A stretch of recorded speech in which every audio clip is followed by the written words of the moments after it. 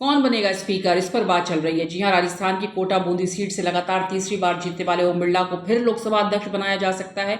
सूत्रों के मुताबिक भाजपा की बैठक में उनके नाम पर मुहर लग गई है। बीजेपी बिरला का नाम फाइनल करने के लिए अब एनडीए के सहयोगी दलों के साथ मीटिंग करने वाली है। माना यह जा रहा है कि लोकसभा स्पीकर की रेस में शामिल भाजपा की आंध्र प्रदेश अध्यक्ष डी पुरंदेश्वरी को लोकसभा उपाध्यक्ष बनाया जा सकता है। पुरंदेश्वरी चंद्रबाबू नायडू की पत्नी नारा भुवनेश्वरी की बहन है। उन्होंने नायडू का उस वक्त समर्थन किया था जब उनकी अपने ससुर एनटी रामाराव का तख्ता पलट करने पर आलोचना हो रही थी। ऐसे में उन्हें डिप्टी स्पीकर बनाया जाता है तो नायडू पर सॉफ्ट प्रेशर रहेगा। उनकी पार्टी पुरंदेश्वरी का विरोध नहीं कर पाएगी। तो ओम बिरला जो है वो बनाए जाते हैं और कौन डिप्टी स्पीकर बनाया जाता है ये देखने वाली बात होगी। मोदी मंत्रिमंडल के गठन के बाद अब ये संभावना बनी है कि ओम बिरला एक बार फिर लोकसभा अध्यक्ष बनेंगे। बिरला मोदी और शाह के नजदीकी माने जाते हैं। स्पीकर के संवैधानिक पद पर रहते हुए उन्होंने कई ऐसे फैसले लिए जो अपने आप में रिकॉर्ड है। अपनी कार्यशैली के कारण भाजपा सहित विरोधी दलों में भी उनकी अच्छी पैठ है। भाजपा इस बार पूर्ण बहुमत में नहीं है, इसलिए मोदी शाह भी अपने विश्वास पात्र को ही लोकसभा अध्यक्ष बनाना चाहेंगे। इस चॉइस में भी बिरला खरे उतरते हैं।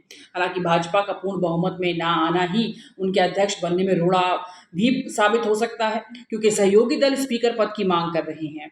एक नया रिकॉर्ड बना सकते हैं बिरला अगर दोबारा बनाए जाते हैं। बिरला यदि दूसरी बार फिर लोकसभा अध्यक्ष बनाए जाते हैं और वो इस पद पर अपना दूसरा कार्यकाल भी पूरा कर लेते हैं तो उनके नाम का एक रिकॉर्ड और दर्ज हो सकता है। 3.5 दशक पहले लगातार 2 बार चुने जाने और कार्यकाल पूरा करने वाले बलराम जाखड़ एकमात्र लोकसभा अध्यक्ष रहे हैं और जीएमसी बालयोगी, पीए संगमा जैसे नेता 2 बार लोकसभा अध्यक्ष तो बने, लेकिन पूरे 5-5 साल के कार्यकाल पूरे नहीं किए। बलराम जाखड़ ने साल 1980 से 1985 और 1985 से 1989 तक अपने दोनों कार्यकाल पूरे किए हैं। तो ये भी अपने आप में एक रिकॉर्ड है जो हम आपको बता रहे हैं, लेकिन इतनी राह आसान होने वाली नहीं है एनडीए की स्पीकर पद को लेकर। गठबंधन की मजबूरियों के कारण यदि लोकसभा अध्यक्ष का पद सहयोगी दलों के पास जाता है तो ऐसी स्थिति में ओम बिरला का नाम राष्ट्रीय अध्यक्ष के लिए भी दौड़ में है। इस पद के लिए राजस्थान से ही भूपेंद्र यादव का नाम भी चला था, लेकिन उन्हें मंत्रिमंडल में जगह दे दी गई। अब माना यह जा रहा है कि यदि बिरला लोकसभा अध्यक्ष नहीं बन सके तो मोदी शाह के नजदीकी होने के कारण उन्हें बीजेपी का राष्ट्रीय अध्यक्ष पद भी दिया जा सकता है।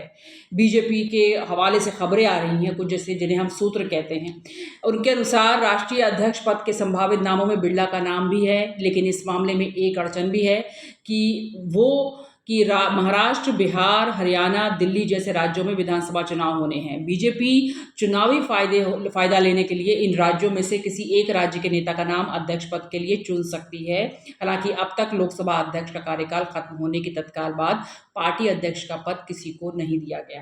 अहम होता है स्पीकर और डिप्टी स्पीकर का पद। स्पीकर का पद सत्ताधारी पार्टी या गठबंधन की ताकत का प्रतीक होता है, वहीं लोकसभा के कामकाज पर स्पीकर का ही कंट्रोल होता है।